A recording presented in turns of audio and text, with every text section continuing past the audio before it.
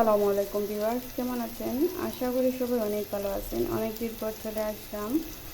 তো আজকে আমি রান্না করছি, যে দেখতেই তো পাচ্ছেন, কই মাছগুলো বেজে নিচ্ছি ভালো করে ধুয়ে। তারপর লবণ, হলুদ, গুঁড়া মরিচের গুঁড়ো দিয়ে ভালো করে বেজে নিচ্ছি। আর এই দিক দিয়ে আমি এই যে বসিয়ে দিছি, তেল দিচ্ছি পরিমাণ মতো। আর এখানে আমি কুচি করে কাটা পেঁয়াজ দিয়ে দিচ্ছি। এখন আমি একটু বাটা করে রাখা পেঁয়াজ দিয়ে দেব, সামান্য দিয়েছি।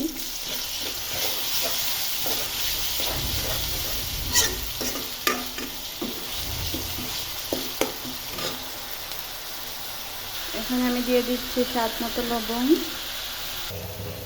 এখন দিয়েছি পরিমাণ মতো হলুদ গুঁড়ো,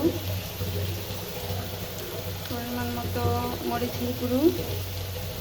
আপনাদের ইচ্ছা মতো দেবেন, এগুলো যার যার যতটুকু পছন্দ হয়। এখন দিয়ে দিয়েছি একটু করে জিরের গুঁড়ো আর একটু করে পাঁচফোড়নের গুঁড়ো দিয়ে দেব। আপনারা চাইলে ধনিয়া গুঁড়ো দিয়ে দেবেন, এটা এখন আমার কাছে নাই, তাই এগুলোই দিয়ে দিচ্ছি।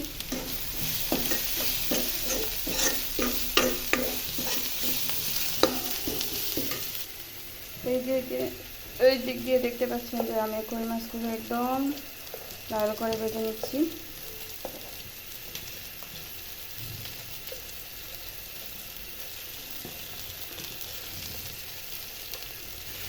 মশলাটা কষানোর জন্য আমি একটু পানিও দিয়ে দিচ্ছি।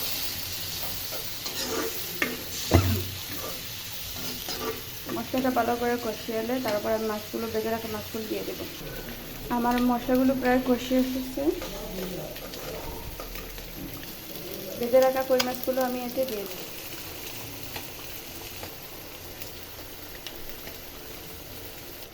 এই যে এখন আমি মশলাতে মাছগুলো 2 সেকেন্ডের মতো হবে আমি কষিয়ে নেব।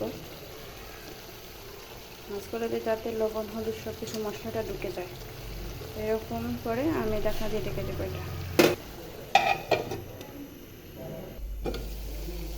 এটা দেখতে পাচ্ছেন আমার মাছগুলো অনেকটা কষিয়ে এসেছে।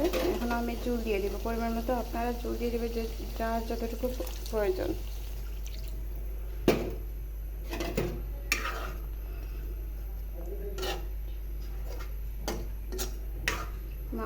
মাছের তেলটা একদম বেশি এসেছে, আমি তেলটা একদম কম দিয়েছিলাম। এই যে একটু ব্লকটা চলে আসলেই আমি মাছেরতে একটু টমেটো সস দিয়ে দিব।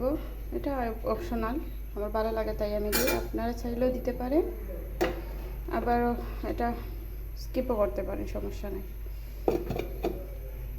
এখানে আমি কয়েকটা কাঁচামরিচও দিয়ে দিচ্ছি, একটু ভেঙে দিয়ে দিচ্ছি যাতে হালকা জাল লাগে, বেশি জাল না। তো এখানে আমি টমেটো সসটা দিয়ে দিচ্ছি।